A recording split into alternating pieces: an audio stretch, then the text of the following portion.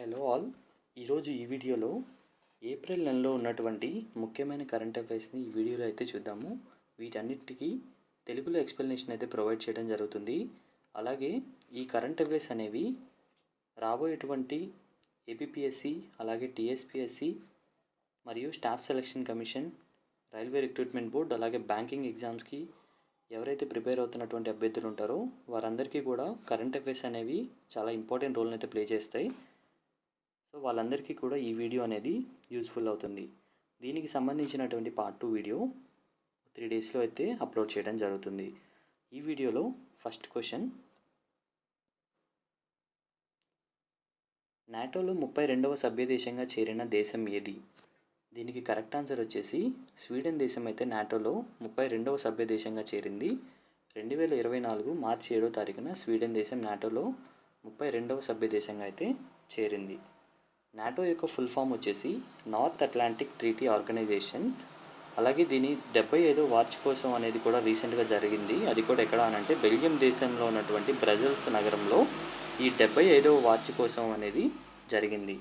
ఇంతకుముందు 31వ దేశంగా ఫిన్లాండ్ అనేది 2023వ సంవత్సరంలో ఫిన్లాండ్ అయితే నాటోలో చేరింది. నెక్స్ట్ క్వశ్చన్, ఏ దేశం నుండి భారతీయులను తరలించడానికి ఆపరేషన్ ఇంద్రావతిని ఏర్పాటు చేశారు?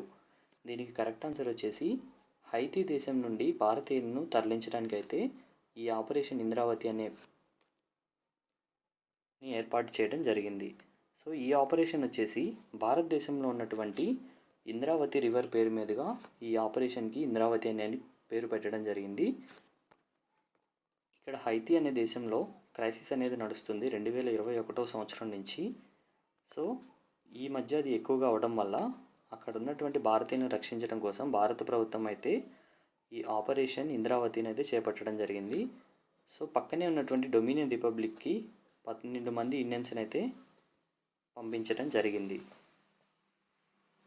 నెక్స్ట్ క్వశ్చన్, అంతర్జాతీయ సౌర కూటమిలో 97వ సభ్య దేశంగా చేరిన దేశం ఏది? దీనికి కరెక్ట్ ఆన్సర్ వచ్చేసి పనామా దేశం అయితే 97వ దేశంగా ఇంటర్నేషనల్ సోలార్ అలయన్స్ అంతర్జాతీయ సౌర కూటమిలో అయితే చేరడం జరిగింది. సో ఈ ఇంటర్నేషనల్ సోలార్ అలయన్స్ అనేది 2015వ సంవత్సరంలో స్థాపించడం జరిగింది. దీని యొక్క హెడ్ క్వార్టర్స్ వచ్చేసి గురుగ్రామ్. ఈ గురుగ్రామ్ అనేది హర్యానా రాష్ట్రంలో అయితే ఉంది. అలాగే దానిని కూడా national institute of solar energy, ఈ ఇన్స్టిట్యూట్లో దీని యొక్క హెడ్ క్వార్టర్స్ని ఏర్పాటు చేయడం జరిగింది. ఈ ఇంటర్నేషనల్ సోలార్ అలయన్స్ అనేది United Nation climate change conference in ప్యారిస్లో జరిగినటువంటి ఈ యునైటెడ్ నేషన్ క్లైమేట్ చేంజ్ కాన్ఫరెన్స్లో దీన్ని లాంచ్ చేయడం అయితే జరిగింది.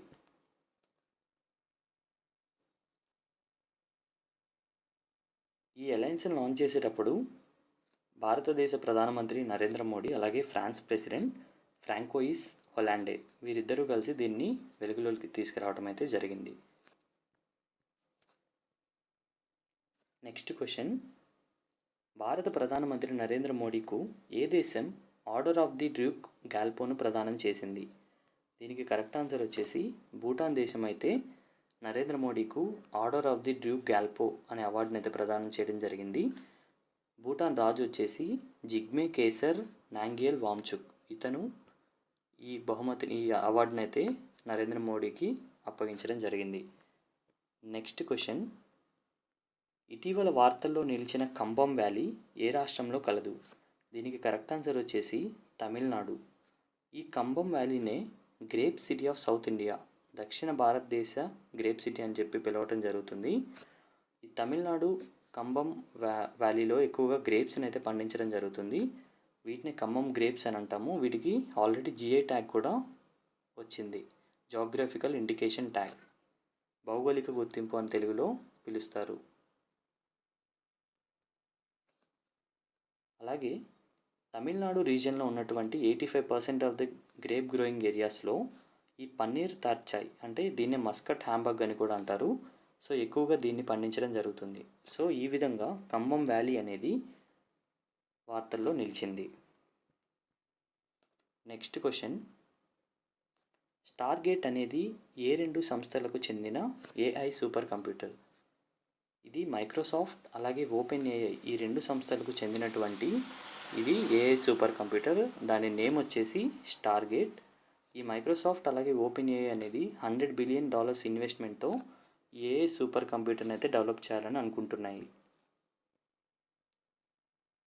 నెక్స్ట్ క్వశ్చన్, ఇటీవల వార్తల్లో నిలిచిన కచ్చాతీవు ద్వీపం ఏ రెండు దేశాల మధ్యలో కలదు? దీనికి కరెక్ట్ ఆన్సర్ ఇండియా అలాగే శ్రీలంక దేశం మధ్యలో ఈ దీవులు అయితే ఉన్నాయి.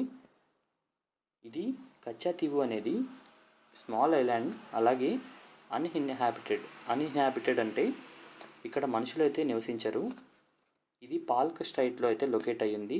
ఈ పాల్క్ స్ట్రైట్ అనేది southern eastern coast of India అలాగే north western coast of India అంటే భారతదేశానికి సౌత్ సైడ్ అలాగే ఈస్ట్ సైడ్, దీన్ని సదరన్ ఈస్టర్న్ కోస్ట్ అని పిలుస్తాము.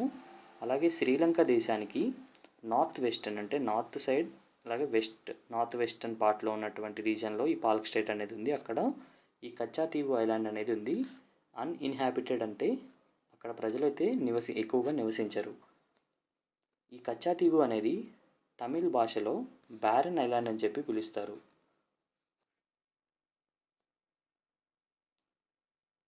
Next question, Jeff Bezos blue origin యొక్క NS-25 మిషన్లో ప్రయాణించినటువంటి మొదటి భారత అంతరిక్ష యాత్రికుడు ఎవరు? సో గోపి తోటకూర. ఇతనైతే ఈ జెఫ్ బెజోస్కి సంబంధించినటువంటి బ్లూ ఆరిజిన్ కంపెనీ యొక్క NS-25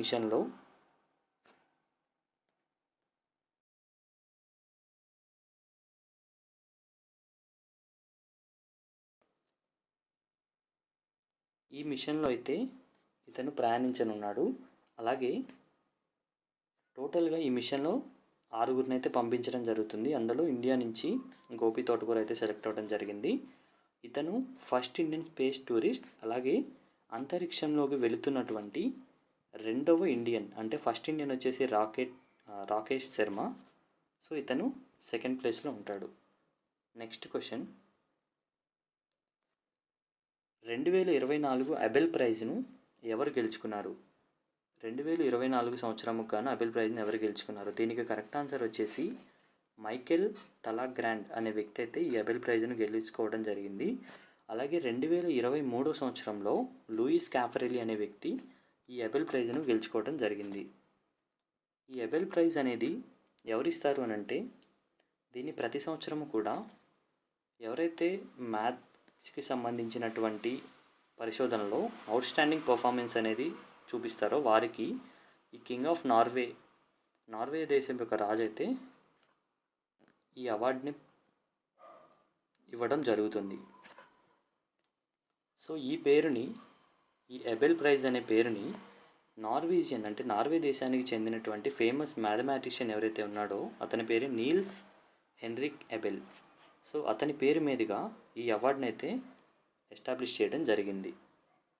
అది కూడా ఎప్పుడు అని అంటే 2022 సంవత్సరంలో గవర్నమెంట్ ఆఫ్ నార్వే ఈ అబెల్ ప్రైజ్ని ఇవ్వడం మొదలుపెట్టింది. Next question, IAA golden compass అవార్డును గెలుచుకున్న తొలి భారతీయ వ్యక్తి ఎవరు? దీనికి కరెక్ట్ ఆన్సర్ వచ్చేసి శ్రీనివాసన్ కే స్వామి అనే వ్యక్తి అయితే ఈ IAA గోల్డెన్ కంపాస్ అవార్డుని అయితే గెలుచుకోవడం జరిగింది. IAA అంటే ఇంటర్నేషనల్ అడ్వర్టైజింగ్ అసోసియేషన్. సో ఇతన్ని శ్రీనివాస కే స్వామిని పాపులర్గా సుందర స్వామి అని పిలుస్తారు. సో ఇతను పెన్గాంగ్ మలేషియాలో జరిగినటువంటి ఈ 45th IAA వరల్డ్ కాంగ్రెస్ ఏదైతే ఉందో ఇది జరిగినప్పుడు ఎక్కడ జరిగింది అని అంటే మలేషియాలో జరిగింది. ఇతనికి ఈ అవార్డు అయితే ఇవ్వడం జరిగింది.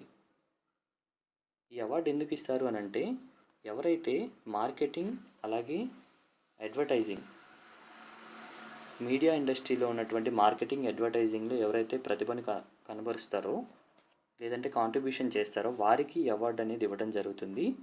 So Srinivasan Swamy first Indian to receive the award. So ఇతనికి ఈ IAA గోల్డెన్ కంపాస్ అనేది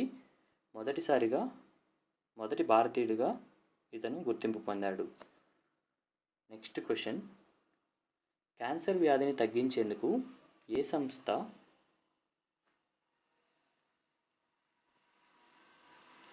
CAR cell therapy, CAR T cell థెరపీని అభివృద్ధి చేశారు? దీనికి కరెక్ట్ ఆన్సర్ వచ్చేసి ఐఐటి బాంబే అలాగే టాటా మెమోరియల్ సెంటర్ కలిసి ఈ క్యాన్సర్ కార్టీ సెల్ థెరపీని అయితే వీళ్ళు అభివృద్ధి చేయడం జరిగింది. నెక్స్ట్ క్వశ్చన్, సీ డిఫెండర్స్ 2024 ఏ రెండు దేశాలకు చెందినటువంటి ఎక్సర్సైజ్? ఇది ఇండియా అలాగే అమెరికా రెండు సంయుక్తంగా కలిసి కూడా ఈ సీ డిఫెండర్ ఎక్సర్సైజ్ని అయితే నిర్వహిస్తుంటాయి. నెక్స్ట్ క్వశ్చన్, క్యూకియో 2 రిలే ఉపగ్రహంను ఏ దేశం ప్రయోగించింది? దీనికి కరెక్ట్ ఆన్సర్ వచ్చేసి చైనా. సో దీన్నే మ్యాక్పై బ్రిడ్జ్ 2 అని కూడా పిలవడం జరుగుతుంది. ఇది ఒక రిలే శాటిలైట్, దీన్ని చైనా అయితే లాంచ్ చేయడం జరిగింది. సో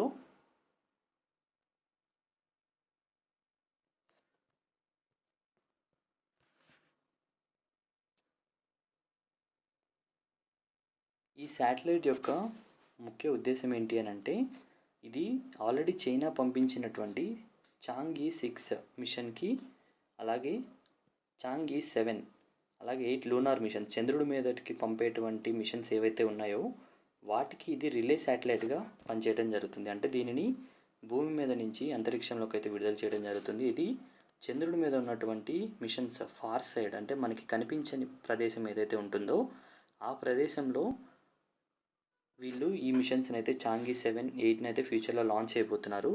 వాటికి అలాగే భూమి మీద ఉన్నటువంటి స్టేషన్స్కి ఇది ఒక అనుసంధానంగా పనిచేస్తుంది. అందుకే దీన్ని రిలే శాటిలైట్ అని కూడా పిలవటం జరుగుతుంది. సో ఇది నెక్స్ట్ క్వశ్చన్, ప్రతిష్టాత్మక గోల్డ్మ్యాన్ ఎన్విరాన్మెంటల్ ప్రైజ్ 2024కు ఎవరు గెలుచుకున్నారు?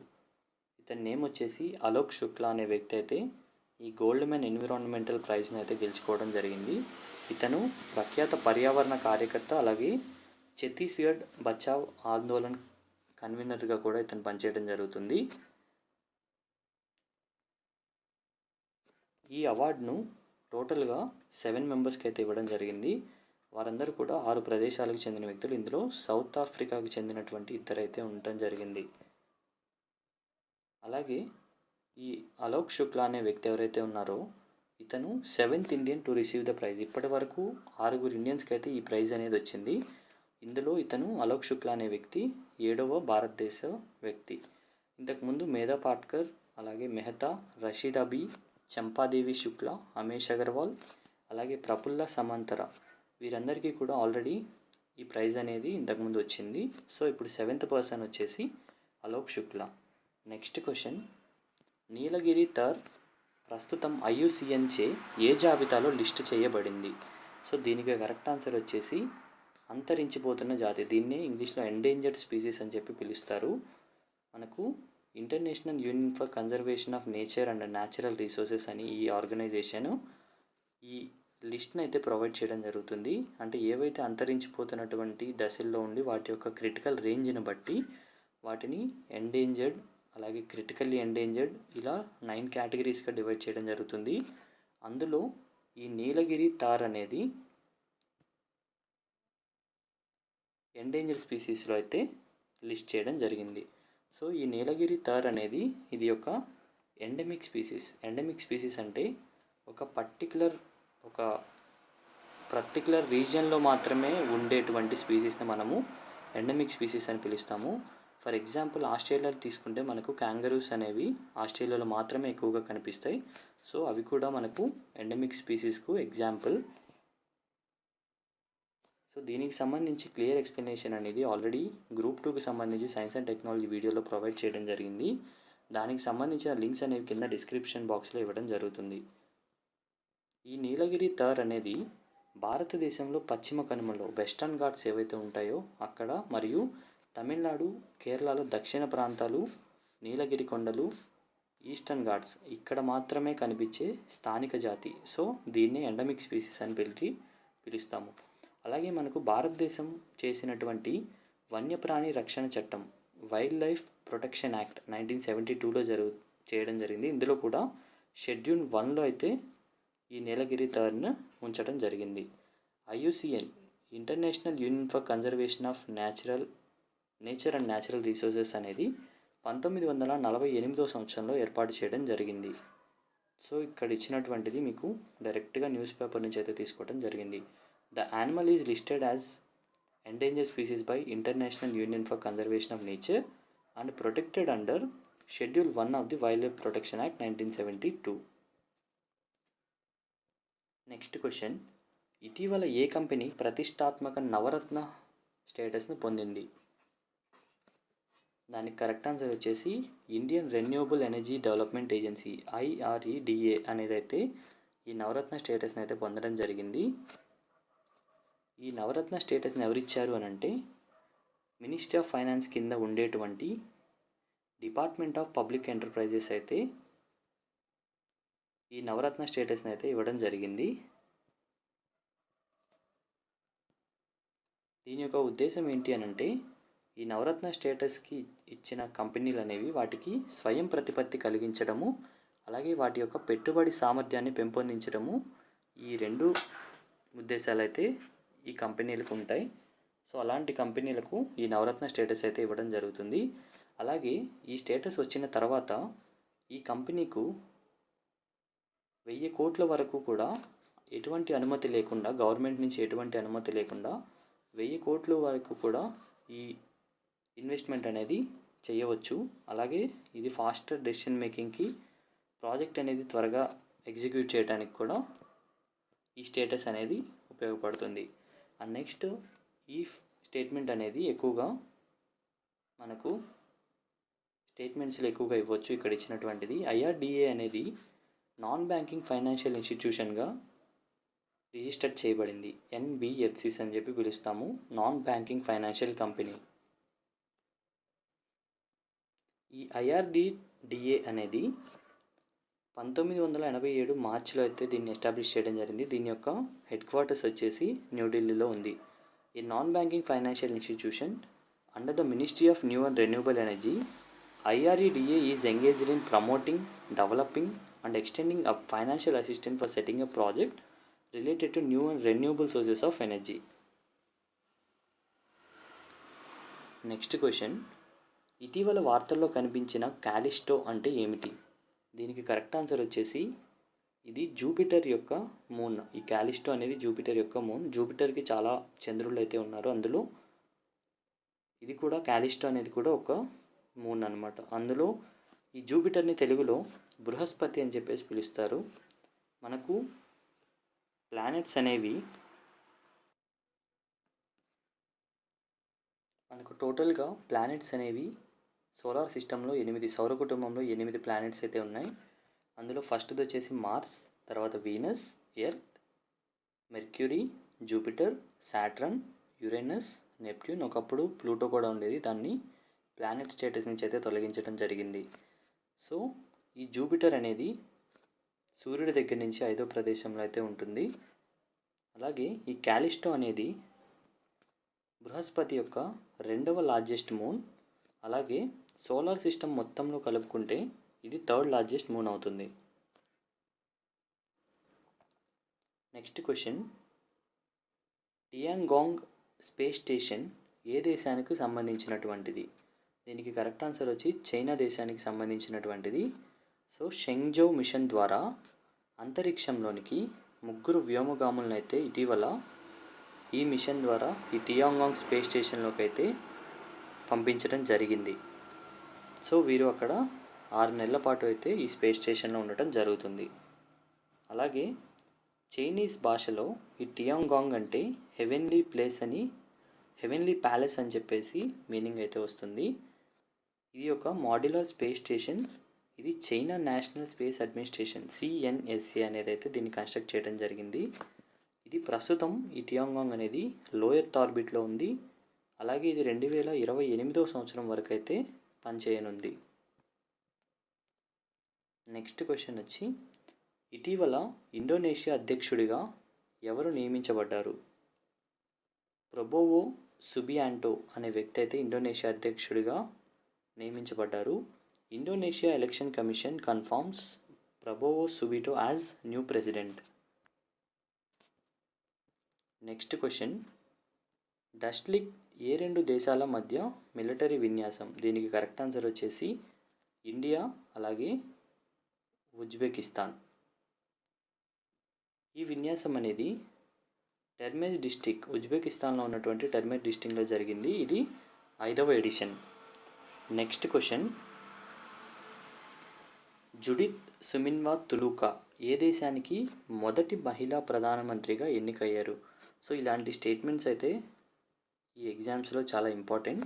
దీనికి కరెక్ట్ ఆన్సర్ వచ్చేసి డెమోక్రటిక్ రిపబ్లిక్ ఆఫ్ కాంగోకి జుడిత్ సుమిన్వా తులుకా అనే వ్యక్తి అయితే మొట్టమొదటి మహిళా ప్రధానమంత్రిగా ఎన్నికవడం జరిగింది.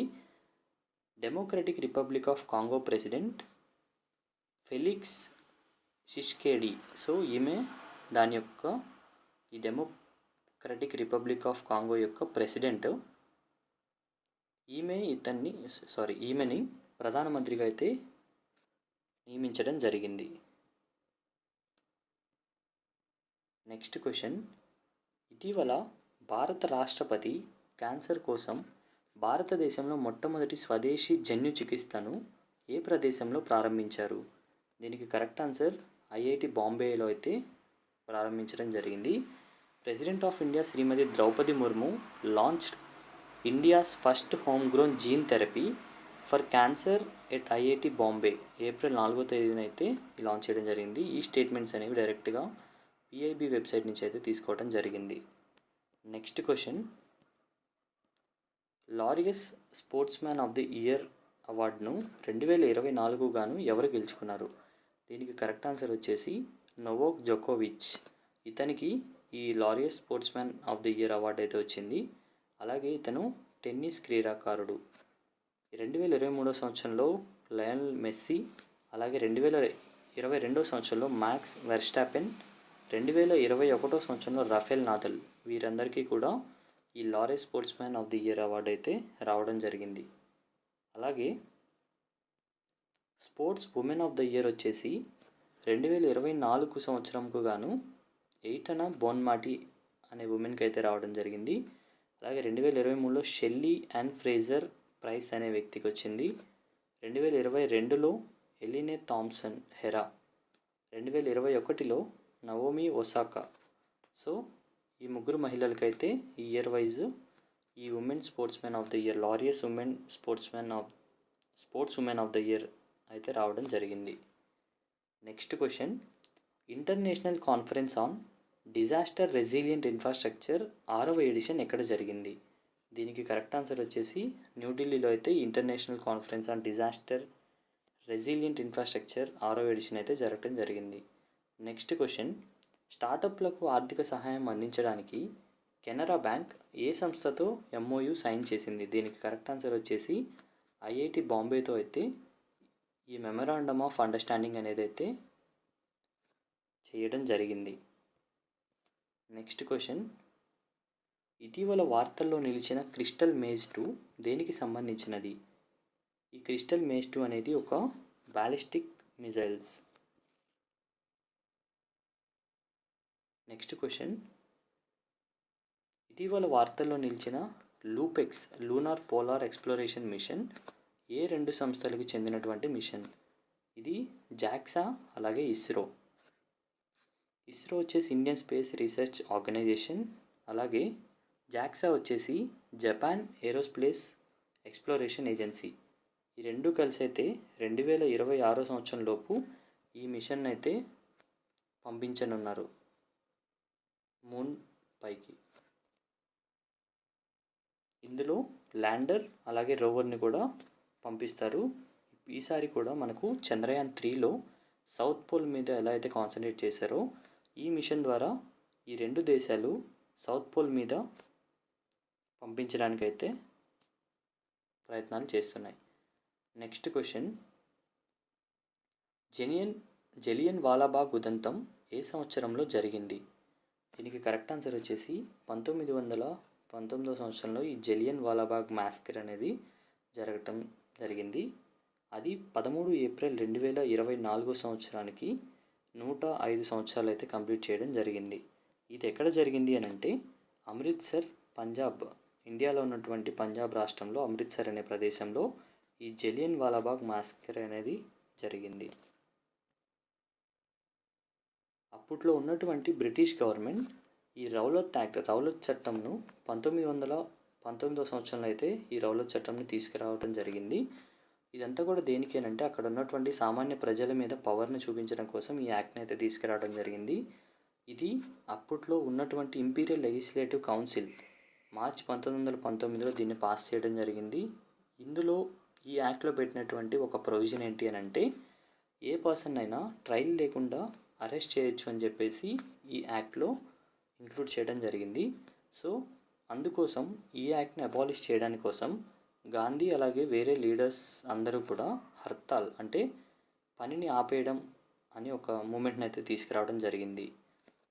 దీన్నే మనము రౌలట్ సత్యాగ్రహ అంటే ఈ రౌలట్ యాక్ట్ని తీసివేయాలి అని చెప్పేసి ఈ సస్పెన్షన్ ఆఫ్ వర్క్ అంటే హర్తాల్ అనేది చేయడం జరిగింది. దీన్ని రౌలట్ సత్యాగ్రహ అని చెప్పి పిలుస్తారు. ఎప్పుడైతే ఈ బైసాఖి అంటే ఆ పండగ రోజున ఈ పార్క్లో జనాలందరూ గుమిగూడి ఉన్నారో ఆ టైంలో మనకు రెజినాల్డ్ డయ్యర్ అయితే ఈ కాల్పులను అయితే జరపడం జరిగింది. అదే టైంలో అక్కడ ప్రొటెస్ట్ అనేది కూడా నిర్వహించడం జరిగింది. దేనికి అని అంటే అప్పట్లో ఉన్నటువంటి నేషనల్ లీడర్స్ సత్యపాల్ అలాగే సైఫుద్దీన్ క్లీచ్లు ఎవరైతే ఉన్నారో వారి యొక్క అరెస్ట్ని ఖండిస్తూ కూడా అక్కడ ప్రొటెస్ట్ అయితే చేయడం జరిగింది. నెక్స్ట్ క్వశ్చన్, ఎర్త్ డే సెలబ్రేషన్లో భాగంగా భారతదేశంలో అతిపెద్ద క్లైమేట్ క్లాక్ను ఎక్కడ ప్రారంభించారు? దీనికి కరెక్ట్ ఆన్సర్ వచ్చేసి న్యూఢిల్లీలో ఉన్నటువంటి CSIR council for scientific and industrial research దీన్ని 1942వ సంవత్సరంలో ఎస్టాబ్లిష్ చేయడం జరిగింది. దాని యొక్క హెడ్ క్వార్టర్స్ బిల్డింగ్ పైన ఈ క్లైమేట్ క్లాక్ని అయితే ఏర్పాటు చేయడం జరిగింది. ఇది రఫీ మార్గ్ న్యూఢిల్లీలో అయితే దీని యొక్క హెడ్ క్వార్టర్స్ ఉంది. జనరల్గా మనకు ఈ క్లైమేట్ క్లాక్ అనే కాన్సెప్ట్ని 2015లో లాంచ్ చేయడం జరిగింది. మనము క్లైమేట్ చేంజ్ని ఎంతవరకు అచీవ్ చేస్తున్నామని చెప్పేసి ఈ క్లైమేట్ క్లాక్లో అయితే మనకు ఇండికేషన్ చూపించడం జరుగుతుంది. అలాగే మనకు 2015 సంవత్సరంలో ప్యారిస్ ప్యాక్ట్ ఏదైతే చేసుకున్నామో అందులో ఈ గ్లోబల్ టెంపరేచర్ అనేది 1.5 డిగ్రీ సెంటీగ్రేడ్ కన్నా పెరగకుండా ఉండాలి అని చెప్పేసి ఒక టార్గెట్ని అయితే పెట్టుకోవడం జరిగింది. సో దాన్ని కూడా ఈ క్లైమేట్ క్లాక్లో ఇండికేషన్ చేయడం జరుగుతుంది. Next question, world future energy summit 2024 ఎక్కడ నిర్వహించారు? దీనికి కరెక్ట్ ఆన్సర్ యునైటెడ్ అరబ్ ఎమిరేట్స్లో ఉన్నటువంటి అబుదాబి నగరంలో ఈ వరల్డ్ ఫ్యూచర్ ఎనర్జీ సమ్మిట్ను నిర్వహించడం జరిగింది. దీని యొక్క ముఖ్య ఉద్దేశం ఏంటి అని అంటే రెన్యూబుల్ ఎనర్జీ కెపాసిటీని పెంపొందించడం అలాగే ఈ ఆర్థిక పెట్టుబడులు ఏవైతే ఉంటాయో వాటిని కూడా ప్రోత్సహించడం దీని యొక్క ముఖ్య ఉద్దేశం. Next question, international cricket council T20 2024కు గాను ఎవరిని బ్రాండ్ అంబాసిడర్గా నియమించడం జరిగింది? దీనికి correct answer Usain Bolt. Usain Bolt ఒక్కళ్ళే కాకుండా యువరాజ్ అలాగే కరేబియన్ సూపర్ స్టార్ అయినటువంటి క్రిస్ గేల్ వీరు ముగ్గురు కూడా ఈ సంవత్సరం బ్రాండ్ అంబాసిడర్స్గా అయితే ఉన్నారు. నెక్స్ట్ క్వశ్చన్, ఇంటర్నేషనల్ మానిటరీ ఫండ్కి అధ్యక్షురాలిగా 5 సంవత్సరాల పాటు ఎవరు మళ్ళీ తిరిగి ఎన్నికయ్యారు లేదా నియమించబడ్డారు? దీనికి కరెక్ట్ ఆన్సర్ వచ్చేసి క్రిస్టలినా జార్జివా. ఈమె మొట్టమొదటిసారిగా 2019వ సంవత్సరంలో ఎన్నికవ్వడం జరిగింది. ఆ తర్వాత మళ్ళీ ఈమె యొక్క టర్మ్ని పొడిగించడం జరిగింది 5 సంవత్సరాల పాటు. ఈమె బల్గేరియా దేశస్థురాలు. ఈ ఇంటర్నేషనల్ మానిటరీ ఫండ్ అనేది 1944వ సంవత్సరంలో ఏర్పాటు చేయడం జరిగింది. దీని యొక్క హెడ్ క్వార్టర్స్ వచ్చేసి వాషింగ్టన్ DC అమెరికాలో అయితే ఉంది. నెక్స్ట్ క్వశ్చన్, నేషనల్ లైబ్రరీ డేను ఏ రోజున జరుపుకుంటారు? దీనికి కరెక్ట్ ఆన్సర్ వచ్చి 6th ఏప్రిల్న అయితే నేషనల్ లైబ్రరీ డే జరుపుకోవడం జరుగుతుంది. నెక్స్ట్ క్వశ్చన్, ఇటీవల వార్తల్లో నిలిచిన ప్రాణాంతక గుండె లయను అంచనా వేయగల AI టూల్ ఇది. దీని పేరు వచ్చేసి VA-ResNet. ఈ VA-ResNet అనేది యూనివర్సిటీ ఆఫ్ లెయిసెస్టర్ ఇది యునైటెడ్ కింగ్డమ్లో ఉంది. ఇక్కడ ఉన్నటువంటి రీసెర్చర్స్ అయితే ఈ VA-ResNet 50 అనే దాన్ని డెవలప్ చేయడం జరిగింది. సో ఇది 80% యాక్యురేట్గా ముందు వచ్చేటువంటి హార్ట్ స్ట్రోక్ లేదా వీటిని అయితే అంచనా వేసి ముందుగానే తెలుపుతుంది. నెక్స్ట్ క్వశ్చన్, PHI-3 మినీ ఏ కంపెనీకి సంబంధించినటువంటి AI మోడల్? దీనికి కరెక్ట్ ఆన్సర్ వచ్చేసి మైక్రోసాఫ్ట్ కంపెనీకి చెందినది. అలాగే మెటా కంపెనీ ఏదైతే ఉందో already Llama 3 large language module అనే దాన్ని అయితే ఇది తీసుకురావడం జరిగింది. తీసుకొచ్చిన కంపెనీ నేమ్ వచ్చి Meta. Next question, Indian post అంటార్కిటికాలోని ఏ ప్రదేశంలో పోస్ట్ ఆఫీస్ను ఇటీవల ప్రారంభించింది అని అంటే భారతి. ఆల్రెడీ దక్షిణ గంగోత్రి అలాగే మైత్రి అనే రీసెర్చ్ స్టేషన్స్లో ఈ పోస్ట్ ఆఫీస్ని అయితే లాంచ్ చేయడం జరిగింది. The department had earlier installed A post office at దక్షిణ గంగోత్రి. 1984లో ఏమో దక్షిణ గంగోత్రి దగ్గర, అలాగే 1990లో వచ్చేసి మైత్రి దగ్గర. సో ఇప్పుడు ఏర్పాటు చేసింది వచ్చేసి థర్డ్ పోస్ట్ ఆఫీస్. మనకు భూమిలో ఉన్నటువంటి పై రీజియన్ వచ్చేసి నార్త్ పోల్, అలాగే కింద రీజియన్ వచ్చేసి సౌత్ పోల్. సో ఈ ప్రదేశాన్ని మనము ఆర్కిటిక్ ప్రదేశము, అలాగే ఈ ప్రదేశాన్ని అంటార్కిటిక్ ప్రదేశం అని చెప్పేసి అయితే పిలవడం జరుగుతుంది. ఇక్కడ ఇది మొత్తం కూడా ఐస్తో కప్పబడి ఉంటుంది. సో ఇక్కడ మన భారతదేశానికి చెందినటువంటి 3 రీసెర్చ్ స్టేషన్స్ అయితే ఇక్కడ ఉన్నాయి. అందులో ఇటీవల భారతి అనే రీసెర్చ్ స్టేషన్ దగ్గర ఇండియా పోస్ట్ అనేది పోస్ట్ ఆఫీస్ని అయితే ఏర్పాటు చేయడం జరిగింది. నెక్స్ట్ క్వశ్చన్, 5G నెట్వర్క్ యొక్క ఎఫిషియన్సీ పెంచడం కోసం C.dot ఏ IITతో ఒప్పందం చేసుకుంది? దీనికి కరెక్ట్ ఆన్సర్ IIT జోధ్పూర్తో అయితే ఒప్పందం చేసుకుంది. C.dot అనేది ఇది యొక్క research and development centre, department of టెలికమ్యూనికేషన్కి చెందినటువంటి రీసెర్చ్ అండ్ డెవలప్మెంట్ సెంటరే ఈ C.dot. అలాగే ఈ C.dot మరియు గవర్నమెంట్ ఆఫ్ ఇండియా, అలాగే Indian institute of technology Jodhpur, ఈ 3 కూడా ఒక అగ్రిమెంట్ని అయితే సైన్ చేసుకోవడం జరిగింది. దాని యొక్క నేమ్ వచ్చేసి automated service management in 5G and beyond network using AI. ఏఐని యూజ్ చేసుకొని ఈ 5G అంతకన్నా ఎక్కువగా ఉండేటువంటి నెట్వర్క్ ఇంప్రూవ్మెంట్ గురించే ఈ అగ్రిమెంట్ అయితే చేసుకోవడం జరిగింది. నెక్స్ట్ క్వశ్చన్, ప్రధానమంత్రి మోడీ ఇటీవల Indian national coast guard aquatic centre ఎక్కడ ప్రారంభించారు? దీనికి కరెక్ట్ ఆన్సర్ ICGS మండపం, ఇండియన్ కోస్ట్ గార్డ్ స్టేషన్. ఇది రామేశ్వరం దగ్గర అయితే ఉంది, తమిళనాడు జిల్లాలో, తమిళనాడు రాష్ట్రంలో. అలాగే director general of Indian coast guard వచ్చేసి రాకేష్. దీన్ని ఇటీవల ప్రారంభించడం అయితే జరిగింది. నెక్స్ట్ క్వశ్చన్, కతియా గేహు ఏ రాష్ట్రం నుండి GI ట్యాగ్ను పొందింది? Kathiya Gehu got the GI tag from which state? దీనికి కరెక్ట్ ఆన్సర్ వచ్చేసి ఉత్తరప్రదేశ్. అది కూడా బుందేల్ఖండ్ రీజియన్ నుంచి ఇది GI ట్యాగ్ అయితే పొందడం జరిగింది. అసలు ఈ కతియా గేహు అనేది ఏంటి అని అంటే ఇది ఒక గోధుమ రకం, అంటే వీట్ వెరైటీ అనమాట.